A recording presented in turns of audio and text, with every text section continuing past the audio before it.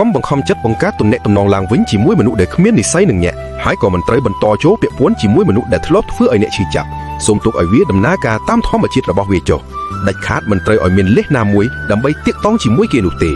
អ្នកត្រូវយល់ថាពួកយើងគឺពិតជាបានបែកគ្នាហើយអញ្ចឹងឲ្យវាបែកទៅចុះ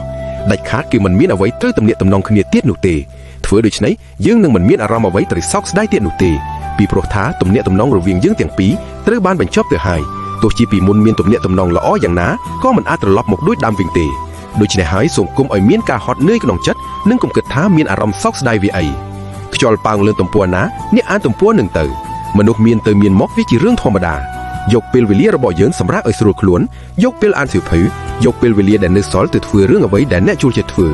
ព្រោះជីវិតរបស់មនុស្សយើងខ្លីណាស់តែ30000ថ្ងៃប៉ុណ្ណោះរីករាយក៏មួយថ្ងៃពិបាកចិត្តក៏មួយថ្ងៃអ្នកត្រូវដឹងថាមនុស្សរស់នៅសពថ្ងៃគឺពឹងលើនិស្ស័យនិងព្រំលិខិតវាមិនមែនដោយសារតែអ្នកមានទំនាក់ទំនងល្អជាមួយគេនោះទេដូច្នេះហើយសូមអ្នកកុំដោតលើទំនាក់ទំនងតែមួយមុខអ្នកត្រូវតែទទួលយកការចាក់ចែងរបស់មនុស្សដែលគេចង់ចាក់ចែងពីអ្នកនិងត្រូវឲ្យតម្លៃមនុស្សដែលនៅជាមួយអ្នកក្នុងពេលបច្ចុប្បន្ន